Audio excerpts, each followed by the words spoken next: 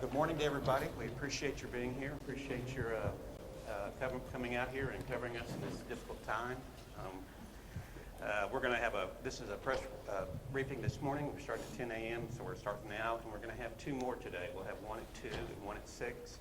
And the purpose of each one will be to update you from whatever our previous numbers are. So this morning we'll be updating you from where we were last night, and then at 2 we'll update you from where we are now, and 6, same thing. And speaking this morning, we are going to have Kerr County Sheriff Larry Letha leading us off. United States Representative Chip Roy is here with us. Kerrville Mayor Joe Herring Jr. will be speaking briefly, and Kerrville City Manager Dalton Rice. And when we are done, because we are still in active search and recovery mode, we're going to keep this short. We'll allow 5 questions, and I am going to turn it over now to Sheriff Letha. Thank you. As probably a lot of y'all know, Sheriff Larry Letha, Kerr County. One thing I want to tell you, I appreciate y'all covering this. One thing I'm really big about is transparency. Really appreciate y'all getting the message out there. We will do our best. Like you said, we'll have 2 more briefings out there to get you information as we get it. What I want to start with, I want to make sure you understand. These numbers I'm going to give you are 8:55 a.m. this morning. These are changing rapidly, okay? So every time the next time we meet, I'll update you, but just bear with us, okay? They will be changing. They're already changing them up here, and we'll try to do a really good job. I've got some notes here I'm going to read because I want to be pretty accurate on this. Then I'll talk a little bit before I turn it over to Chip Roy. We are now more than 24 hours into this tragic event, and Kerrville Police Department, Kerrville Fire Department, and Kerr County Sheriff's Office, and other first responders from around the Texas are continuing to conduct rescue and recovery operations along the Guadalupe River corridor.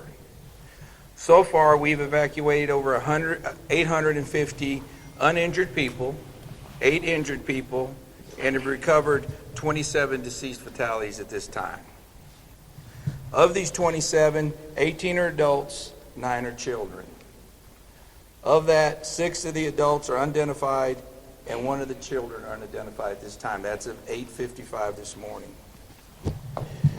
We're unable to release any further information on deceased at this time, as our thoughts and prayers go out to the loved ones.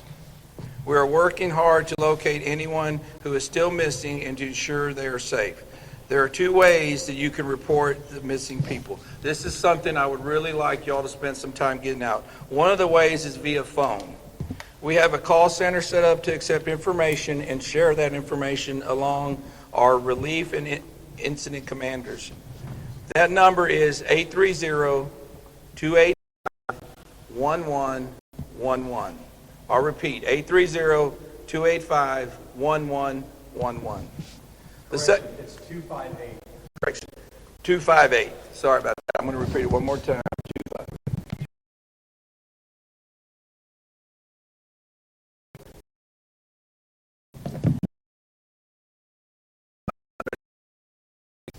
258. Second way is via email. Like the phone number, information received shared along our relief teams. That email is floodrecovery@co.kerr, Kerr.tx.us. Repeating one more time, floodrecovery@co.tx.us. There is a shelter for the general public who needs assistance at the First United Methodist Church, 321 Thompson Drive in Kerrville. 321 Thompson Drive, Kerrville. At present, we don't need material or volunteer donations at this time. We are coordinating with a strong state response currently. To the Community Foundation of the Texas Hill Country. Once again, donations can be made to the Community Foundation of the Texas along have been working tirelessly search and rescue operations until all citizens.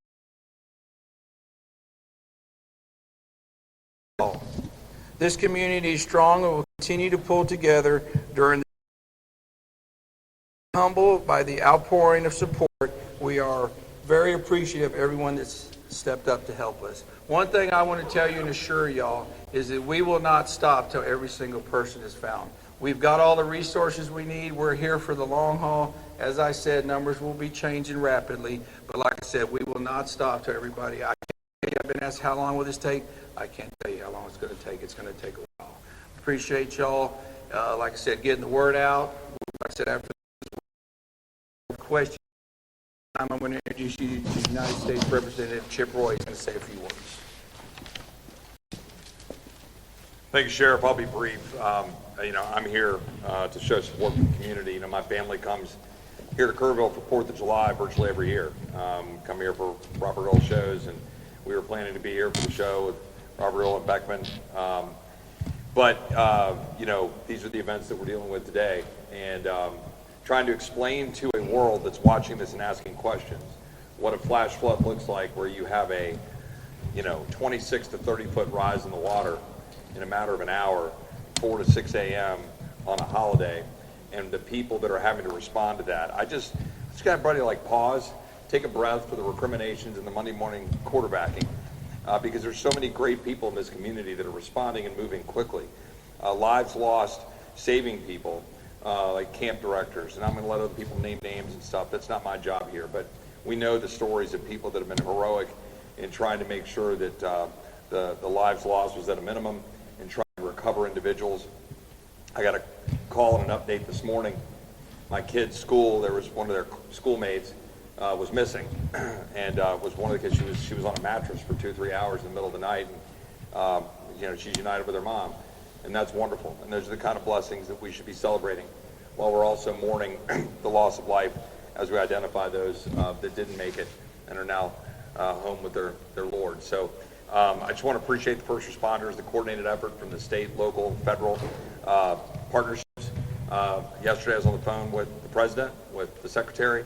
I expect we'll have some additional visitors today. I'll let other people talk about that, but I couldn't even get the conversation out with the secretary, trying to explain to her what we were dealing with. That doesn't happen often for me, but it took me a while to collect myself to even be able to tell her what we were looking at.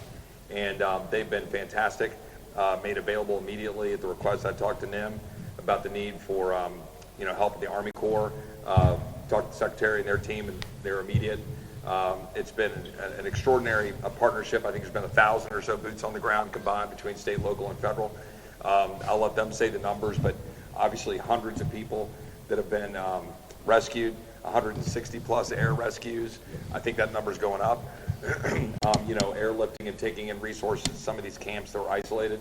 So let's focus on that. Let's focus on finding those who can be found, and then we can always assess what we need to do later going forward. But extremely proud of this community. Let's finish the job here over the next few days, support the local law enforcement and first responders, and pray for the families, particularly those who have lost loved ones. With that, I will turn it over to the mayor.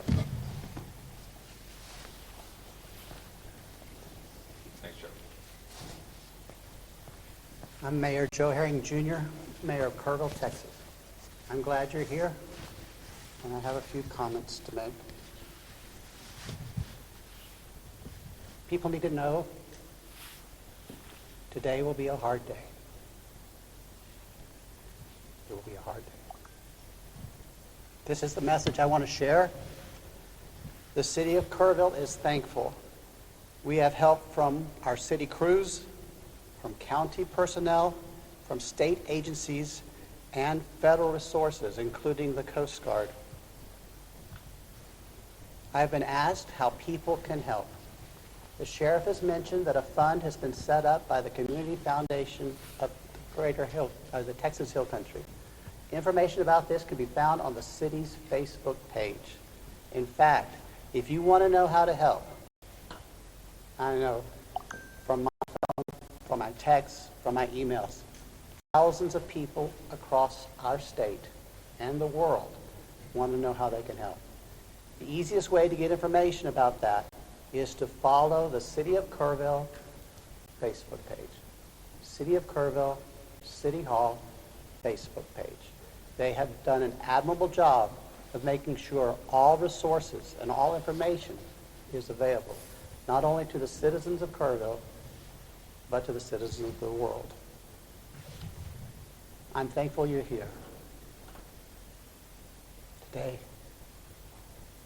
will be a hard day.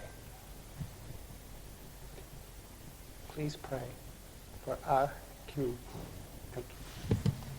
Next up is City Manager Dalton Rice. Thank you, Mayor. Dalton Rice, the city manager for the city of Kerrville. Just wanted to give a couple updates on operations. Operations did continue through the evening. We used specialized equipment with a lot of helicopters, trying to identify any areas that we could find, heat sources or whatever. So operations did continue throughout the night. Obviously, the water did recede into this morning. I do want to encourage folks with road damage, even though a road may be open, please use extreme caution. If water does get under the road, we are seeing a lot of debris, a lot of asphalt that is washing up, so there could be some other damaged areas. We did start boots on the ground operations about 8 a.m. this morning and started about southwest of Hunt, so southwest of Camp Mystic. These folks will be traveling very difficult terrain up through Ingram, and we're going to start getting information. So again, as the sheriff had alluded to, the information is changing constantly and is going to be changing by the minute. Talked about roads. Don't do your own searches. We know everybody wants to get help. As the roads start clearing up, you're gonna want to get out there. We are in constant communication with families. We're in constant communication with those around, and so we will continue to effortlessly work through working with our partners. Again, we've been working with Border Patrol, Texas DPS, game wardens, federal side, U.S. Coast Guard is here. We want to thank them.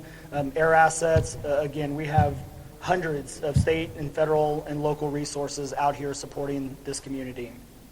We do have grief counselors out there, so if there's anybody that needs any support, please don't hesitate to reach out as well. We still are operating shelters. Shelters are the same ones that we gave out before. Good news is a lot of the shelters have gone down in numbers, so there's either been those that have been reunited or kind of moving on. A couple of locations, we had 18 girls in there that had been reunited with their families. We're down to about 4 that we're working on reunification as well. So reunification efforts are continuously ongoing from the missing person side. Here over the next few hours, we're going to be putting more information out there as far as missing persons, on how to contact if you have somebody that is missing or a loved one. Y'all have the camp number right now. We are continuously working on the other missing person side. The best way that I can sum this up is we have the known, which is the 27 potential missing campers that we're looking for now. The unknown is how many people were here locally, visiting, on vacation, doing other things in the community that we just do not have numbers. So these numbers are going to change throughout the day. And with that, we will take 5 questions. How many people are still missing? Missing individuals, 27, are those all, when you say campers, are those all children? And also, we know the total number missing that you know of, not the unknown numbers, but the knowns of adults and children for the county? So the 27 missing is the children from Camp Mystic that we have as far as right now for the number. As far as unknown other missing, we do not have an accurate count, and we don't even want to begin to estimate at this time. Can you expand on that, Greg?